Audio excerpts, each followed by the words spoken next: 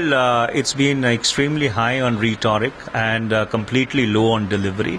There is no roadmap which has been laid out, which would really show a path as to where does this government want to economically take this country.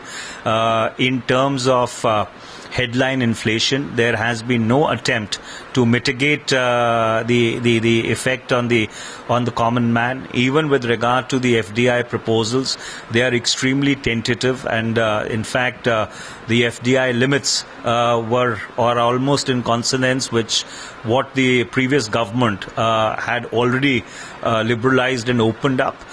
So therefore, if you look at the budget in its entirety, the focus seemed to be on micro detailing, which could really be left to the implementation ministries.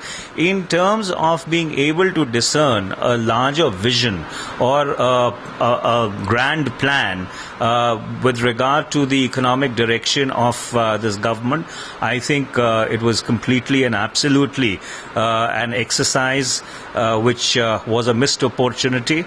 And ultimately, this budget is neither going to enthuse the investors and nor is it going to mitigate the burden on the common man. So the FDI in defence, the cap has been increased to 49%. Sir, earlier we've seen the BJP had often been critical of the FDI. So what do you think about this move now? Well, it is an oxymoron because the Bharatiya Janata Party had been extremely critical about raising FDI limits in insurance.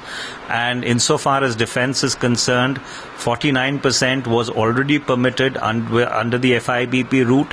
In fact, more than 49% was also permitted with CCS clearance. If you look at the BrahMos project, which is a joint venture between India and Russia, the Russian partner has more than 51% equity. So that's why I was saying there is absolutely nothing new in this budget. And raising the insurance cap from 26 to 49% is not going to bring in that element of control which enthuses investors. So all in all, this budget ultimately would disappoint the investing community, would disappoint corporate sector, and it will not in any manner mitigate the burden on the common man. So they've also agreed to maintain 33,000 crore of Manrega, making it more accountable. So what do you have to say about that? Well, that's essentially what I'm saying, that they have continued with some of the schemes of the previous government without attempting to give credit to the previous government. Well, if PMGSY has been successfully implemented, it is because of the perseverance over the last 10 years. In fact, there was no whisper about the Food Security Act as to how do they really intend funding it.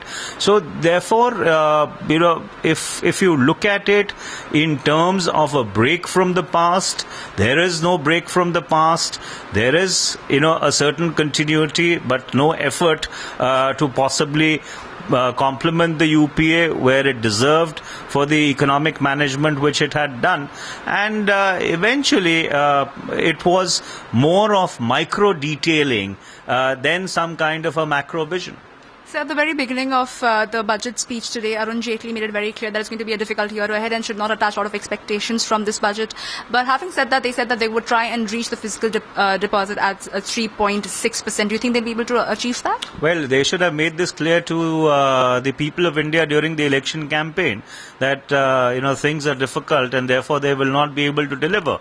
At that point in time, they promised the moon, and now you're not even able to deliver the subterranean. So therefore, there is a huge gap between their rhetoric and expectations, between their rhetoric and delivery. So that's exactly what we are saying, that if at all they are able to achieve the targets of fiscal consolidation, that would be good for the economy. But eventually, as a lot of economists are pointing out, that the limits which they have set for themselves are not really complemented in any manner by revenue accruals which would help them achieve that target.